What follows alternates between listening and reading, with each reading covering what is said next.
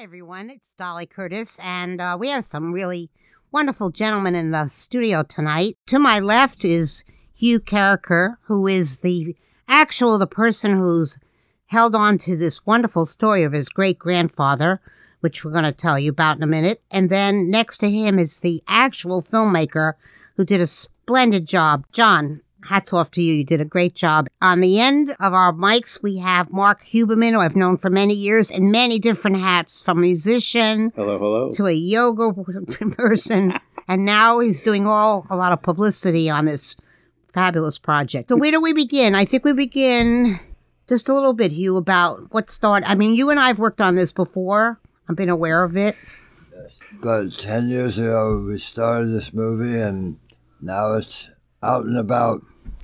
And I should probably yield my place to John Maher, our director, who I met in Reading, Connecticut. And he's been making this movie with incredible skill and imagination. That's exactly true. So we're all Connecticut residents. Yeah. Yes? All of us? Yes. And basically you all met through the Reading area. Well, I met you because he's a terrific dancer. Oh, really? Yes. I don't doubt that. But I can't think how I met you, really. But I got so excited the first time we did. I promised you I would behave tonight. I got so excited when I read the book about his great-grandfather 10 years ago that I talked the whole interview. So tonight, I promise I'm not going to do that. I'm going to let John introduce what happened now about making this film. Well, actually, I had made a series of other films before All Things Bakelite, The Age of Plastic. I did a film for the Sharon Historical Society on iron called Visions of Iron, about the iron industry, little-known Irish industry up in northwestern Connecticut. And then I did a film called A Georgetown Story, about a little mill town. Oh, Little Milltown. That's very well known. And there was another film, actually before Georgetown, on Margaret Wickstead, who was the town historian. And there were library dances happening in the 30s at the Reading Library, Mark Twain Library. And I always thought that was kind of cool that people got to dance and jump around and sing and drink in the library where you're supposed to be quiet. So I had a scene in my mind of the books, the staid shelf of books there with shadows of people dancing against them. So my spies, my history committee said, "Oh, we have terrific dancers in you and Sherry Karraker." Oh. So they came and they did a beautiful job in dancing for that film, and that's how I met you. So ballroom dancing we're talking about? Well, it was more like jitterbug. Oh. Absolutely. And I think what happened since then, you were spying on me and my crew, and the folks that I work with are Connecticut people, probably 90%. And people I've worked with for many, many years, Pete Stewart being one of them. Yeah, we think he's terrific, Pete Stewart, you know. Yes. So that was a good person you brought in. The reason I hired Pete Stewart is because he had a laugh exactly like my Uncle Andy. Yeah. I can't do it as good as Uncle Andy or Pete, but... he's a pleasure to have around, though. He's a very good sound man. So filmmakers have a diverse body of... Great filmmakers have a diverse...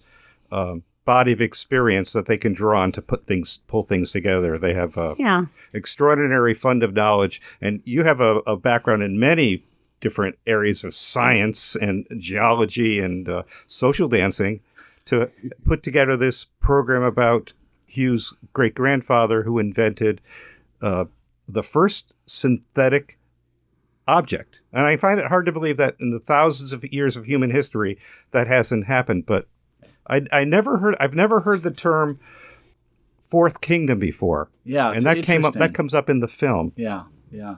And what does that mean? So I don't know the term.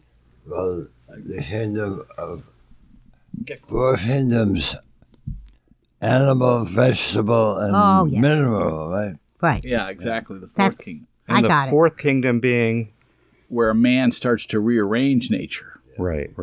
Taking that next step. Yep. So there's an archaic. I mean, are those realms archaic? Yes, absolutely. Yeah, so it rings true for the turn of the century when Hugh's grandfather or great-grandfather invented this substance called Bakelite. But he was thinking about it, right, Hugh, before he got it accomplished when he was younger. So he was born in 1863, but from what I read, he was a very smart guy. Yeah. Born in Belgium, and he was schooled in Belgium. No, he came to New York after his schooling.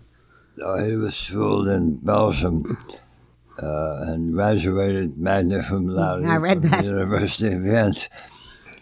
And then he came to this country.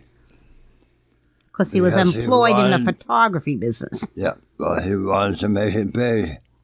And you do that in America. You can make it big. You're making money. Oh. You've been famous. Yeah, I think he kind of felt stalled out in Europe, where things were much more stratified. And when he came to America, he went to Columbia University and got into a group of people that wanted to make money. And that was the forefront of engineering at Columbia in the day. Exactly. For electronics and chemical engineering. Right. And that was also a time at the turn of that century, not this century. When everything was, I call it everything was happening at once. I mean, so many things were just popping. Electricity, the telephone, aviation. Big time. Yeah. Just the automobile. Yeah. And all this stuff was aided with the invention of Bakelite. Yes. It was in everything, I imagine. I hadn't thought about it, but it's in everything, right? You in manufacturing? Yeah. Well, I think the joke was that when they started out, they were trying to think of 33 industries that could use Bakelite. And they ended up trying to find 33 industries that couldn't use Bakelite. Really? Because there were just thousands. Yeah. So. Right. It's absolutely a remarkable story. But in order to do it, he had to raise enough money to spend the time on it. So he raised the money through the photography. So why don't we talk about that a little bit? Photography was his main love, and he developed a photographic paper that be developed in artificial light. That's the only kind of paper I've ever known. Yeah. I can't imagine. But he sold that to George Eastman, and Eastman's Kodak company paid him a huge amount of money. But he had two partners, so he had to share it three ways. Yeah, but no income tax back then, 1899. Really? Yeah. He still made a lot of money, enough money to set himself up in Yonkers, where he had his studio and his workplace. Yeah, but as the film showed, he had a plan, and he was smart enough to carry out his plan, and it's absolutely remarkable how you told the story, and using. I think you've used more chemical engineers in your film speaking than any film project ever, because it's like, wow, I didn't realize these people were so articulate. Why like not? This one guy, Jeffrey Meikle, Burke Wagner. Jeffrey. Oh my. Oh yeah. Well, Jeffrey's a historian. He wrote a wonderful book called American Plastic. Burke Wagner and, well, we had a number of chemists. Wagner was a very articulate spokesman for everything that was going on. Holy cow. We interviewed them for hours. You made them sound good. Yes. And they had an artist, too, who's speaking about Bakelite. Oh, Katerina Posh. From Pratt. The teacher. Yes. So and I love the historic footage that you brought into it. And did you dress some people up? We did some reenactments as well, yeah, but very minimal. Right. I like to think of them as historical reenactments for radio, because we don't want to show too much. Right, but you also used people that really knew about the process and the and what he had done. And also struck me about the film is in the beginning. What's Bakelite? Well, it's one of those words that just kind of floats around, and some people think they know what it means. What were some of the things that people thought it was? That was funny. A funny part of the film. Bacon that's light, a cookie. What else? A light that you put when you're give it to a seagull. Yeah. So, but I would have known what it was if you had asked me, because I was 10 years older maybe than those people. That's why we didn't ask. I know. You were sure that you asked. A subtitle shortly after we started to promote the film. What is the subtitle? The Age of Plastic. Right. So you added that because you wanted people to know what we're talking about. Exactly, since we're promoting it all over the world to all age groups. And you know why it's called Bakelite? You all know. So why don't you tell the audience? Baekeland himself named it after his own name. Right. His name was Leo Baekeland. Right? So he named it after himself, which nobody would know that. There's a question nobody could answer. And Dolly, I understand Mark has told me that we've got 3 new dates on CPTV Spirit. Coming up. Yes, it's going to be Monday, Tuesday, and Wednesday. So if you just check cptv.org, go to the Spirit channel, depending on your cable provider, you'll see what channel number corresponds. And or better at that, why wait and just go buy a copy? Yes. How do you do that? You're going to visit our website, allthingsbakelite.com. And we also have our public air dates listed on there as well. So if you visit our website, you'll see the latest pickups for our National Public Television Review and release. We've been picked up by 50 stations so far, and we're real excited. We're waiting on about another 100. Fingers crossed. We've been promoting it. We have some great people working publicity for us. Susan Hellman from Hellman Communications. We have EPS, Executive Program Services, Alan Foster and Dan Everett. And we're on social media. So all those dates are available. They're updated. And as they're added, we just update them on the site. That's great. So depending on where you are throughout the country. It happened this week, 3 nights. Yep. We released formally to nationally as of April 1st. So we had 3 dates last week on CPTV Spirit. And then they added 3 more, which would be Monday, Tuesday, Wednesday. I want to tell the public it's very easy to do this. Because when I went to, I'm on Optimum, I didn't have any problem at all. They just said channel 139. And I went to it, right there it was. I didn't have to do anything special. That's good to know. So that's easy. So this coming week, it's going to be on all these local... Yeah, CPTV Spirit. What are those dates? It's going to be Monday the 8th, Tuesday the 9th, and Wednesday the 10th. And that's just the beginning. And is the website is also a gateway for more information, a portal to more information about your great-grandfather. It's a total Bakelite geek. You can really, it's pretty dense, which is really what we wanted, kind of a watering hole for all things Bakelite. Well, they call it a portal. Yeah, do they? Because it's where all the information gathers. So, Mark, is that from your there baby? You can go. It's been part of it. We've been working with Wingcat Web Design. Our wonderful designer, Terry Laszlo, helped us design it from the beginning. And it's become this great watering hole of information. We've been archiving all of our newsletters. We've been photographing, of course, our travels throughout the world. Hugh's trip to Beijing. We had screenings in New Zealand. When? Been in Germany. This last year, the year before, we were out at some film festivals around the country. We were down in Houston. We were fortunate to have won the World Fest. It was a great Platinum Award. And we were out at the American Film Market. We've been really promoting it around. I can't imagine the Connecticut Post hasn't mentioned this at all. Well, we're certainly going to reach out to them again. And as I mentioned before, we're excited to be part and working with the National Educational Television Association, so NETA for short. So said that partnership with them, EPS and Susan Hellman Communications, helping us get the word out everywhere. It's fantastic. I'm so proud of you. You know, I was there in the beginning, and he's had all this accomplished in 10 years, a lot. And he told me 2 years ago they were making these trips to Beijing and all these places. Oh, he's going to Lisbon, Portugal? Yeah. He's presenting the film at the Plastics Heritage Conference on May 30th.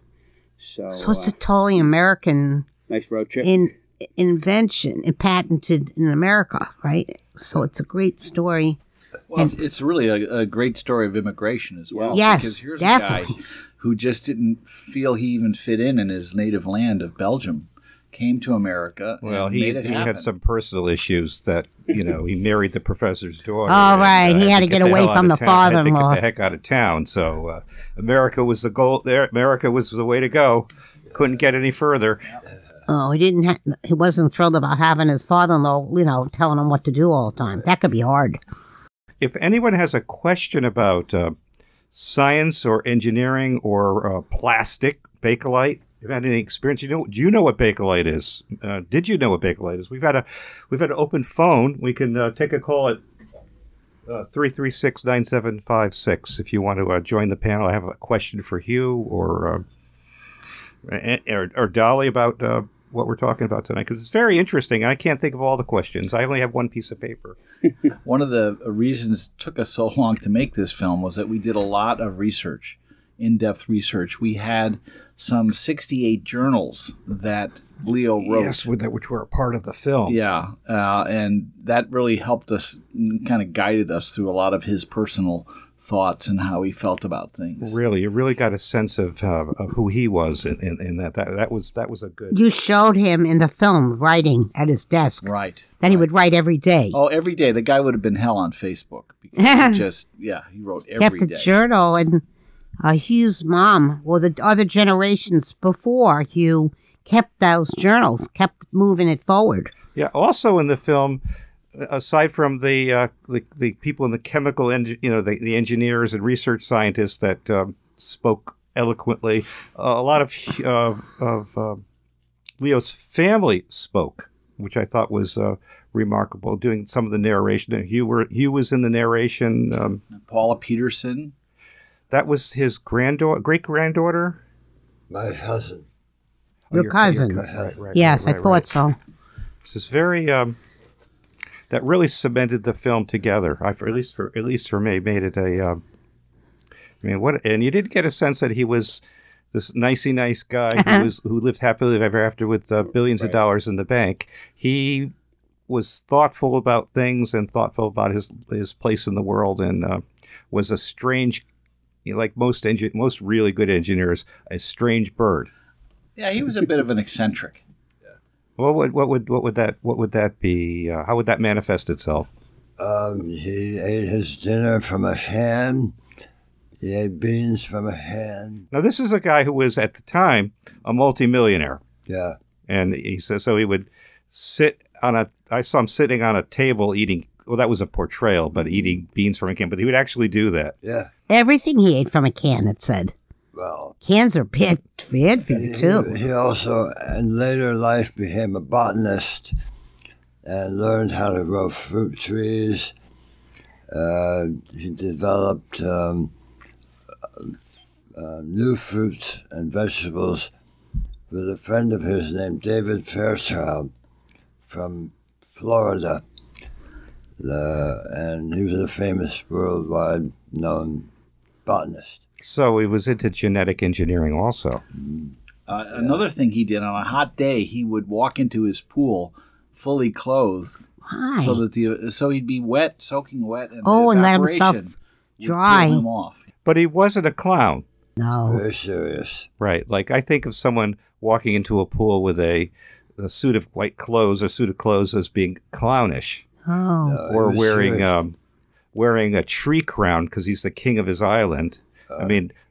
I think of someone being clownish doing that, but he wasn't a clown at all. He had a sense of humor, but it was tempered. Right, and with smarts. Yeah. Yeah. Well, he had a lot of neurons to go around. Yeah. And you knew? Did you know him? You knew him? Never knew him. Never knew him. So you know him from your mom and from. So he died in 1944, I believe. Yeah.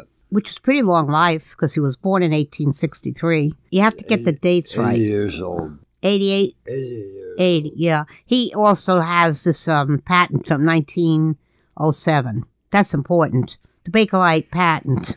Yeah, his patents were very well written. He wrote very closely his patent description, which made it very hard to steal the Bakelite secret. Right, and the patents only last a certain length of time, and you have to have industry in place to. And he was smart enough to do that. Yeah, it's a remarkable It is. story. It's a remarkable story, and that's why it's going to get picked up in so many places. Well, one of the other, I think, important things to mention is the film addresses the double-edged sword. The fact that, all of the environmental concerns are really put out there. And when we met with Jamie Garcia, an IBM research chemist, went out to California, and she talked about some of the new plastics that are being invented. Because all of the problems that we're having with plastic today are the humans' failings, not the plastic's failings. And the film really does hit that.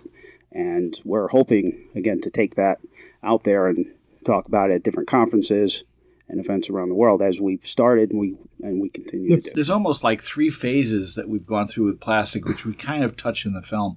First phase is plastic is wonderful. It's brand new. There could be nothing wrong with it.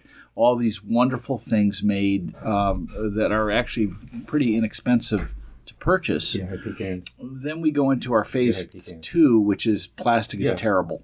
It's horrendous and kills the fishes and everything else. Yeah, I'm going to put you. We're really into phase 3 now, which is plastic is with us, and we're going to have to get used to using it properly, because some plastic now is stronger than steel.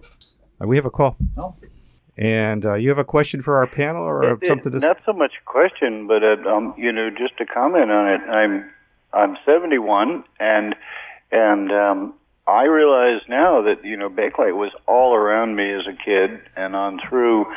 The things I remember most are vinyl, but and mostly what I remember about Bakelite is things like insulators and ashtrays. But by that time, it was all over the place, and I just was not aware of what it was.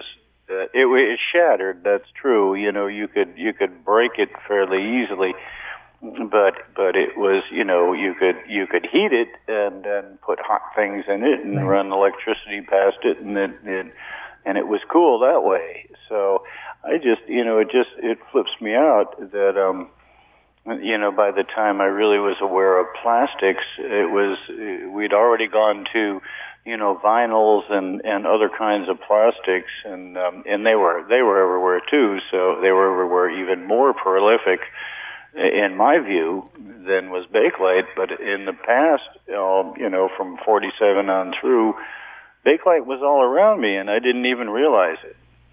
Yeah. You and a lot of other people that were interviewed in the film. But the name was very familiar to me. I didn't, when somebody says Bakelite, I had no question about what it was, and I was familiar with objects made of Bakelite, but I didn't realize how many things really, and industrial things and everything, because you don't see those, and they were all over the place too, and that's what was providing the electricity and providing, industry that supplied our lives. And I just didn't have any idea that was happening. Yeah, it's an absolutely essential component to the industrial age that we live in, that we live in now. It's amazing. Well, I wish it was. I wish that was the only one we had to deal with now. I wish your grandfather became a horticulturalist before he invented Bakelite. What a world we would live in.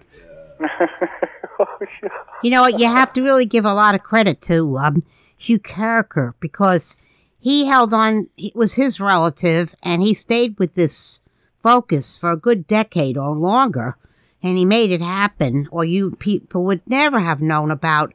It's not only for his purpose of his family and his heritage, but it's a really amazing story of immigration, of American ingenuity, of combining immigrants with America. It's just such a fabulous story. When I first learned of it, I got so excited. I didn't let Hugh speak the whole half hour. Never lived that down. Can quick note on that? Excuse me. Can we get this into like local theaters? Because I know the fellow down here in Winsted who's he's got a dinner theater, and he plays a lot of stuff. And I'm gonna ship this off to him. And I mean, it's a documentary type film, but it just sounds so informational and interesting. And I'd heard this earlier on PKN also. I'd heard somebody talking about this film, and I wrote it down right away. And I'm going to get to John down there at the Gilson and see, hey John, why don't you play this film? What the heck? It is, and most of the people that visit his theater, most of them aren't as old as I am, and this should be a real kind of an informational trip for them. And so I'm going to try to, tell him, he can inquire on the website and see if he can get this thing down there. I think that would be a really good idea to spread this around and let people know that there is something in plastic that is safe. that's real. And I'd love to see the horticultural part and the safe plastic put together. Can we give you the website? Now. Can we give you the website to contact us? Thank you. All right. Yes, thank please you visit very much. www.allthingsbakelite.com. But we would definitely be up for a showing with popcorn. So if he gets in touch with the website, yes, he could. And what is it again? Just allthingsbakelite.com. Allthingsbakelite.com. Well, I'm also thinking about universities where they school engineers and scientists. So have you even run that idea by your crew? Yes, we've screened it. Yeah, originally we thought this was going to be more of an interest to chemists, and we've discovered there's a whole nother subset of people that are interested in the art part of it and the design part of it. Yeah, that's a whole subject in itself, because the second evolution of your father's industry became artistic. You know, people building jewelry and building it, using it for beautiful objects. Well, they used it for buttons a lot. Buttons, bracelets, that's the things I recall. Yeah, it's such an important part of history, and that's one of our goals, is to bring it to the curriculum in schools. That's what I'm thinking, grades, schools and universities. All over the world. So you have to get involved with the Museum of Interesting Things. Yeah. That's in New York City, the Museum of Interesting Things. They do a lot of Bakelite stuff. And there are a lot of plastics museums around the world. Really? Yes. There's one in Naples. There's one in Britain. And you're going to be visiting them all. Yeah. And we also made an educational cut of the film. Oh, that's right. There's a 21-minute educational special. That's another editing feat that you did. Yeah, 21 minutes. I got to have a little shout out to two of my wonderful collaborators over the years. Craig Mkhitaryan from Ridgefield, ACM Productions, has been my editor for many years now. I think this is our 8th or 9th film we've done together. And then Marty Fiji from Enfield is my composer, or our composer, I should say. And he's scored this film in particular is all original music. Yeah, I know you had mentioned that you were hoping David would play a little bit of it. Well, we did at the beginning. That's all the time. Well, also... and I have to say, Marc Huberman over here did some of his wonderful guitar work. Good, that's how I met Marc. Well. Thanks for the plug there. Marc was in a restaurant playing music when I met him, the handsome guy playing the guitar years ago. Still handsome to this day. Blush over here. Not changed a bit. Well, I mean, I don't know where we stand, Dave, for time, but... We're out of time. We had a great time tonight, guys. Thank you, I'm so glad you took... I know you're in a big week. Thank you for having us. And many people probably will hear... And we also going to have this on YouTube, David, where people could go hear it later on. I guess we could, yeah. I guess we could. We should. I love to push... Okay, so what's the name of the film again, Dolly? All Things Bakelite. The Age of Plastic. Yes. And the main man is Hugh Karraker, who made sure that this and I'm very happy to have this chance tonight to make it up to you after our first interview 10 years ago. Thank you for coming, all of you.